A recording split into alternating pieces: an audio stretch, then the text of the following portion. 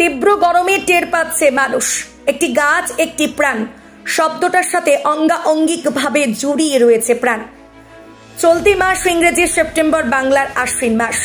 গরমের চোটে হাঁসফাঁস হচ্ছে জীবন। কাঠফাটা রৌদ্রর বাইরে বের হলে তাপমাত্রায় পড়ে যাচ্ছে শরীরের চামড়া। এই কঠিন রৌদ্রে স্বস্তির খোঁজে প্রাণীকুল ছাউনি ভরসা। আধুনিকতার যুগে ধনীরা গরমের বিকল্প এসিতে ঠাঁই নিচ্ছে। খেটে খাওয়া সাধারণ মানুষ ও পৃথিবীর প্রাণীকুল তাদের একমাত্র স্বস্তির জায়গা গাছের ছায়া।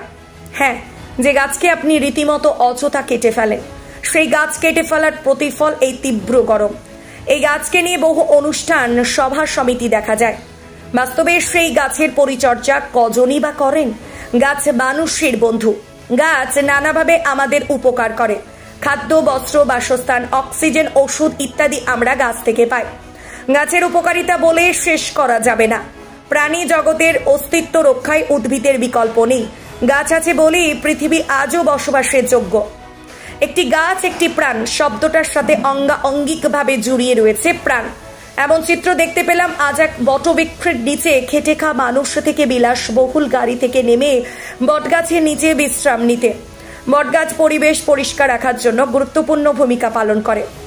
এদের প্রাথমিক কাজ হলো কার্বন ডাই অক্সাইড গ্যাস নিঃসরণ করা এবং অক্সিজেন উৎপাদন করা। এদের মাধ্যমে পরিবেশে থাকা কার্বন ডাই অক্সাইড লেভেল কমাতে পারে, যা হতাশাজনক জলনাশক প্রভাব কমিয়ে আনে। বটগাছের নিচে মানুষ ঠান্ডা অনুভব করে, কারণ বটগাছের পাতলা শাখাগুলোর মাধ্যমে তাপমাত্রা নিয়ন্ত্রণ করে। এটি পরিবেশে তাপমাত্রার উৎস এবং উপযুক্ত তাপমাত্রা পরিবেশ সৃষ্টি করে, যা পৃথিবীকে আরামদায়ক গড়ে তোলে। এবং বটগাছ থেকে প্রচুর পরিমাণে অক্সিজেন উৎপন্ন হয়। তাই মানব ও প্রাণীকুল ঠাঁই নিচ্ছে গাছের নিচে।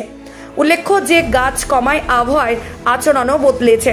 গরমের সময় অতিরিক্ত গরম, ঠান্ডার সময় কখনো অতিরিক্ত ঠান্ডা বা গরম। এছাড়া পেয়েছে কৃষি উৎপাদন হ্রাস। কিন্তু দিনের পর দিন গাছ কেটে পরিবেশকে হুমকির মুখে ফেলে দিচ্ছি আমরা। গৃহস্থ বাড়ি নির্মাণ, কর্পোরেট ভবন তৈরি, রাস্তা নির্মাণ ইত্যাদি কাজে পরিবেশের ক্ষতি হচ্ছে। এছাড়া গাছের পাতা ছিঁড়ে, ডালপালা ভেঙে, পেরেক মেরে গাছের ওপর অত্যাচার করা হচ্ছে।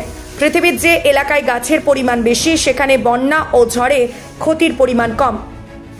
গাছপালা মানুষকে সন্তানের মতো প্রাকৃতিক দুর্যোগ থেকে রক্ষা করে। অতএব পরিবেশ প্রকৃতি বাঁচাতে গাছ লাগানোর বিকল্প নেই।